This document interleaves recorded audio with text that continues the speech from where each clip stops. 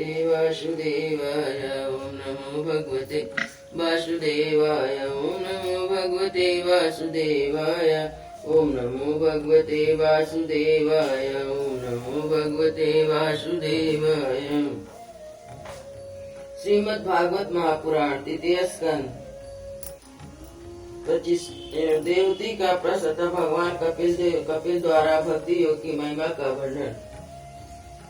सौनक जी ने पूछा, सूत जी, तत्वों की संख्या करने वाले भगवान कपिल साक्षात अजन्मा नारायण होकर भी लोगों को आत्मज्ञान का उपदेश करने के लिए अपनी माया से उत्पन्न हुए थे। मैंने भगवान के बहुत से चरित्र सुने हैं, तथापि इन योगी प्रवर पुरुष श्रेष्ठ कपिल जी की कीर्ति को सुनते सुनते मेरी इंद्रियां तृप्त नहीं होती। सर्वदा स्वतंत्र श्री हरि अपनी योग माया द्वारा भक्तों की इच्छा के अनुसार शरीर धारण करके जो जो लीलाएं करते हैं वे सभी कीर्तन करने योग्य है। अतः आप मुझे वे सभी सुनाइए, मुझे उन्हें सुनने में बड़ी श्रद्धा है। सूत जी कहते हैं, मुने, आपकी भांति जब विदुर ने यह आत्मज्ञान विषय प्रश्न किया था तो श्री व्यास जी के सखा भगवान मैत्रेय जी ने प्रसन्न होकर इस प्रकार कहने लगे। श्री मैत्रेय जी ने कहा, विदुर जी, पिता के वन चले जाने पर भगवान कपिल जी माता का प्रिय करने की इच्छा से उन्हें बिंदुसर तीर्थ में रहने लगे। एक दिन तत्व समूह के पारदर्शी भगवान कपिल कर्म कलाप से विरत हो आसन पर विराजमान थे। उस समय ब्रह्मा जी के वचनों का स्मरण करके देवती ने उनसे पूछा। देवती बोली, भूमन प्रभु, इस दुष्ट इंद्रियों की विषय लालसा से मैं बहुत उब गई हूँ और इनकी इच्छा पूरी करते रहने से ही घोर अज्ञान अंधकार में पड़ी हुई हूँ। अब आपकी कृपा से मेरी जन्म परंपरा समाप्त हो चुकी है।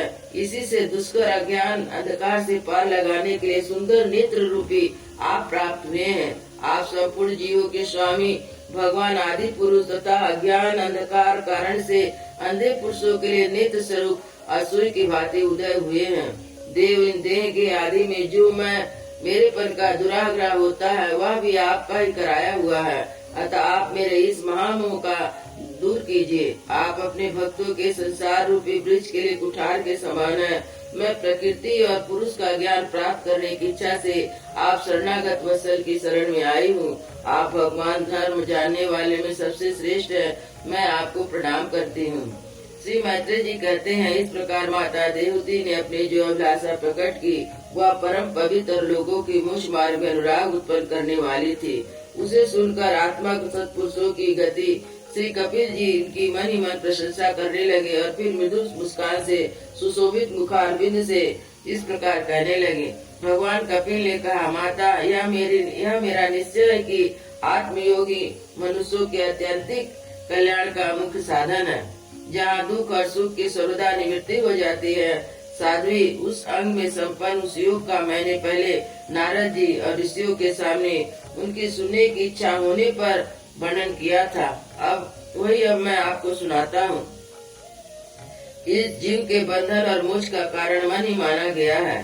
विषयों में आसक्त होने पर वह बंधन का हेतु होता है और परमात्मा में अनुरक्त होने पर वही मोक्ष का कारण बन जाता है। जिस समय यह मन और मैं और मेरेपन के कारण होने वाले काम लोभ आदि विकारों से मुक्त एक शुद्ध हो जाता है, वह उस समय सुख दुख से छूटकर सम अवस्था में आ जाता है। तब जीव अपने ज्ञान, वैराग और भक्ति से युक्त हृदय से आत्मा को प्रकृति से परे एकमात्र अद्वितीय भेद रहित स्वयं प्रकाश सूक्ष्म खंड सुख दुख सुन देखता है। तब प्रकृति को शांतिहीन अनुभव करता है। योगियों के लिए भगवत प्राप्ति निर्मित सर्वदा हरि के प्रति की हुई भक्ति के समान कोई मंगलमय मार्ग नहीं है। विवेकी जन या आसक्ति को ही आत्मा का अच्छेद बंधन मानते हैं, किंतु वही संग या आसक्ति जब संत महापुरुषों के प्रति हो जाती है तो मोक्ष का द्वार बन जाती है। जो लोग सहनशील, दयालु, समझ देहधारियों के कारण हेतु किसी के प्रति भी शत्रुता का भावना रखने वाले, शांत, सरल भाव और सत्पुरुषों का सम्मान करने वाले होते हैं, वे मुझ में अन्य भाव से सुदृढ़ प्रेम करते हैं। मेरे लिए संपूर्ण कर्म तथा अपने सभी संपत्तियों को भी त्याग देते हैं और मेरे परायण होकर मेरी पवित्र कथाओं का श्रवण कीर्तन करते हैं, मुझ में ही चित्त लगाते रहते हैं। उन भक्तों को संसार के तरह तरह के ताप कोई कष्ट नहीं पहुंचाते हैं। साध्वी ऐसे ऐसे स्वर्ग संग पारित्यागी महापुरुष ही साधु होते हैं। तुम उन्हीं के संग की इच्छा करनी चाहिए, क्योंकि वे आसक्ति से उत्पन्न सभी दोषों को हर लेने वाले हैं। सत्पुरुषों के समागम से मेरे पराक्रमों का यथार्थ ज्ञान कराने वाली तथा हृदय और कानों को प्रिय लगने वाली कथाएं होती हैं। उनका सेवन करने से शीघ्र ही मोक्ष मार्ग में श्रद्धा, प्रेम और भक्ति का क्रमशः विकास होगा। फिर भी मेरी सृष्टि आदि लीलाओं का चिंतन करने से प्राप्त हुई भक्ति के द्वारा लौकिक एवं परलौकिक सुखों में वैराग हो जाने पर मनुष्य सावधानता पूर्वक योग के भक्ति प्रधान सरल उपायों से समाहित होकर मनोनिग्रह के लिए यत्न करेगा। इस प्रकार प्रकृति के गुणों से उत्पन्न हुए शब्दाधिक विषयों का त्याग करने से, वैराग्य ज्ञान से, योग से और मेरे प्रति की हुई सुदृढ़ भक्ति से मनुष्य मुझ में अपने अंतरात्मा को इस देह में ही प्राप्त कर लेता है। देवती ने कहा, भगवान आपकी समुचित भक्ति का स्वरूप क्या है और मेरी जैसी अबलाओं के लिए कैसी भक्ति ठीक है, जिसे मैं सहज में ही आपके निर्वाण पद को प्राप्त कर सकूं। निर्वाण स्वरूप प्रभु, जिसके द्वारा तत्व ज्ञान होता है और जो लक्ष्य को भेदने वाले बाण के समान भगवान की प्राप्ति कराने वाला है, वह आपका कहा हुआ योग कैसा और उसके कितने अंग है? हरे, यह सब आप मुझे इस प्रकार समझाइए जिससे कि आपकी कृपा से मैं मनमती जाति की इस दुर्बोध विषय को सुगमता से समझ सकूं। श्री मैत्रेय जी कहते हैं, विदुर जी जिसके शरीर से उन्होंने स्वयं जन्म लिया था, उस अपनी माता का ऐसा अभिप्राय जानकर कपिल जी के हृदय में स्नेह उमड़ आया और उन्होंने प्रकृति का आदि तत्वों का निरूपण करने वाले शास्त्र, जिसे सांख्य शास्त्र कहते हैं, उपदेश किया। साथ ही भक्ति विस्तार एवं योग का भी वर्णन किया।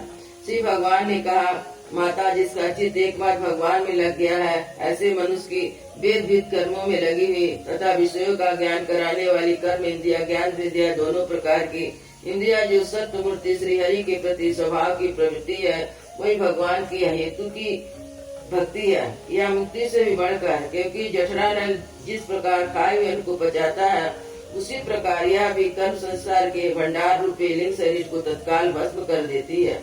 मेरे चरण सेवा में प्रीति रखने वाले और मेरी प्रसन्नता के लिए समस्त कार्य करने वाले कितने ही बड़भागी भक्त हैं, जो एक दूसरे से मिलकर प्रेम पूर्वक मेरे पराक्रमों की चर्चा करते हैं। मेरे साथ एक ही भाव साइज मुझ की भी इच्छा नहीं रखते। माँ, वे साधु जन अरुण नयन मनोहर मुखारबिंद से युक्त मेरे परम सुंदर और वरदायक दीप रूपों की झांकी करते हैं और उनके साथ सप्रेम संभाषण भी करते हैं, जिनके लिए बड़े बड़े तपस्वी भी ललायित रहते हैं। दर्शनीय अंग प्रत्यंग, उदार हास विलास, मनोहर चितवन, सुमधुर वाणी से युक्त मेरे उन रूपों की माधुरी में उनका मन और इंद्रियां फंस जाती है। ऐसे मेरी भक्ति न चाहने पर उन्हें परम पद की प्राप्ति करा देती है। अविद्या की निवृत्ति हो जाने पर यद्यपि मुझे मायापति के सत्याधिक लोगों को भोग संपत्ति भक्ति की प्रवृत्ति के पश्चात स्वयं प्राप्त होने वाली अष्ट सिद्धि अथवा वैकुंठ लोक के भवदीय ईश्वर की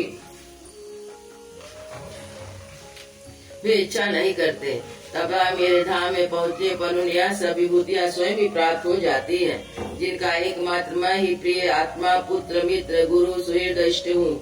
वे मेरे ही आश्रय में रहने वाले भक्तजन शांतिमय वैकुंठ धाम में पहुंचकर किसी प्रकार में इन दिव्य भोगों से रहित नहीं होते, ना उन्हें मेरा काल चक्री ग्रस सकता है।